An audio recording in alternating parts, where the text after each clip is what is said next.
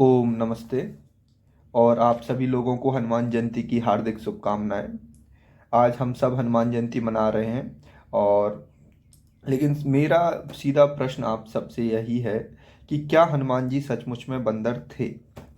और अगर आप ऐसा मानते हैं तो आप ऐसा क्यों मानते हैं कि हनुमान जी सचमुच में बंदर थे? क्योंकि मेरे कुछ प्रश्न हैं उसको लेकर। क्योंकि आमतौर पे अगर हम उस उनको देखें, उनकी व्यक्तिगत योग्यताओं को देखें, उनके कार्य कौशल को देखें, तो हम ये बिल्कुल नहीं कह सकते कि ये किसी बानर का काम हो गया या बंदर का काम होगा। हाँ, क्योंकि और इसके बहुत सारे प्रमाण भी हमें इतिहास में मिलेंगे।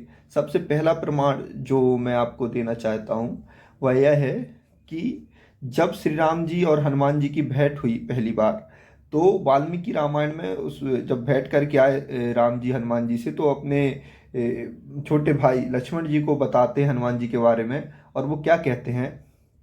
वो कहते हैं, ना ऋग्वेद विनीतस्य, ना यजुर्वेद धारिणः, ना सामवेद विदुषः, शाक्यमेव प्रभाषितुम।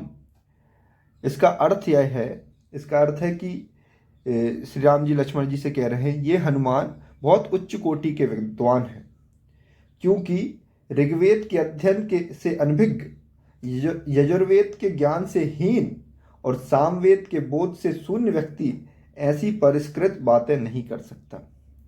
तो इस श्लोक से हमें क्या अर्थ मिलता है? इस श्लोक से हमें अर्थ मिलता है कि श्री हनुमान जी वेदों के विद्वान थे। अगर वो वेदों के विद्वान थे तो हमें ये विचार करना चाहिए, क्या उस समय बंदरों को भी वेदों की शिक्षा दी जाती थी? क्या क्या ऐसा संभव है? अगर ऐसा संभव नहीं है तो हनुमान जी ने जरूर गुरुकुली शिक्षा से वेदों का अध्ययन किया होगा। और इसमें इसका मतलब तो यही निकलता है कि वो जरूर हमारे और आपके जैसे मनुष्य ही रहे होंगे।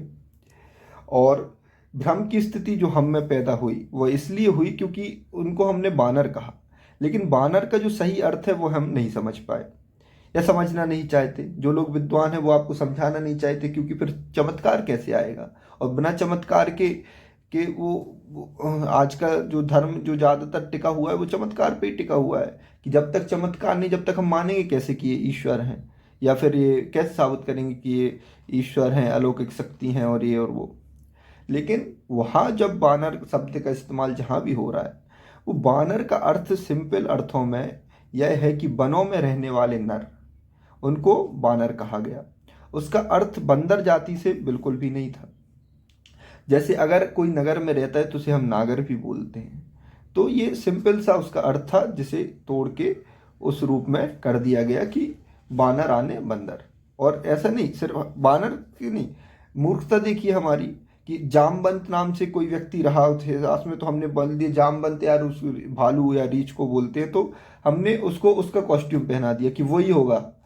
जब जटायु रहा तो जटायु को हमने वो पक्षी बना दिया। तो ये हमने बहुत बड़ी भूल की या मूर्खता की है, जो भी हम इसको माने। अगर हम हनुमान जी पे और आए तो उसमें अगर हम ये देखें तो जब लंका गए तो उसमें भी एक चीज आती है। जब रावण पूंछ में आग लगाने की बात करता है, तो उससे भी लोगों को भ्रम की स्थिति पैदा हुई कि पूंछ में आग लगाई है इसका मतलब बानर ही हो गए वो।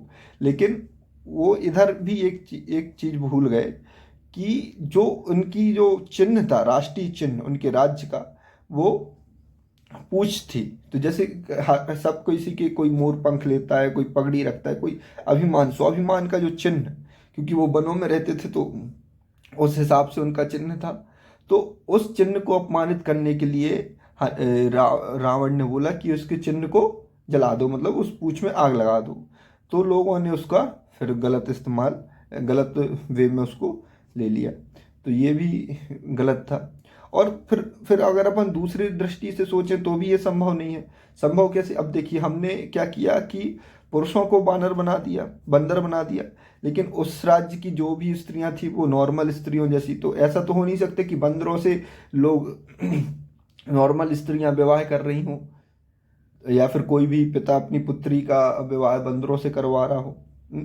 और श्री राम जी ने जो सेना भी बनाई बानर सेना, तो वो बानर सेना बंदरों की सेना नहीं है। वो वानर सेना वनवासी और वनों में रहने वाला जो राज्य है उसके जो युवा हैं, जो नर हैं, उनकी सेना श्री राम जी ने बनाई, ऐसे वो वानर सेना है।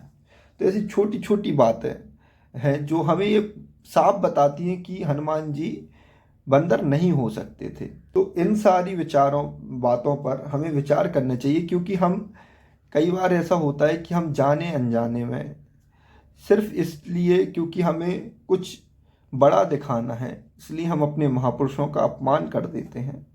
तो हम उस अपमान को ना करें, और हनुमान जी का जन्म उत्सव है तो हम विचार करें। अगर आप मेरी बात ना भी माने तो इसमें विचार तो करें कि क्या ऐसा हो सकता है कि एक राज्य में आधे आधे इंसान पूरे नर हैं, आधे बानर हैं, बानर बोल रहे हैं और सारे कार्य कर रहे हैं जो नर कर रहे हैं, तो फिर वो बानर क्यों? देखिए, चिन्ह हो सकते हैं, चिन्ह वो अगर वो पूछ वाली बात है तो वो चिन्ह लगा के, जैसे आज वनवासी क्षेत्रों में आप देखेंगे कुछ जनजातियां होती हैं जो कुछ चिन्ह लगा के घूमती हैं, कोई सींग लगा रहा है, कोई कुछ लगा रहा है, या फिर जैसे भी मोर पंख लगा रहा है। तो ऐसे तो चिन्ह तो हो सकते थे, उपयोग में आते हों, लेकिन इसका अर्थ यह कतई भी नहीं है कि वीर हनुमान जी कोई बंदर थे। वो हमारे और आपके, हमारे ऋषियों की तरह एक सामान्य मनुष्य थे, सामान्य नहीं मतलब मनुष्य थे, जो अद्भुत कार्य और जो वेदों के विद्वान और इन सब के बल पे एक महापुरुष हुए। तो इनको अपमानित ना करें, विचार करें, और इस कुप्रचार को कि वो बंदर थे, इससे अपने आप को हटाएं और दूसरों को भी जागरूक करें। ओम नमस्ते।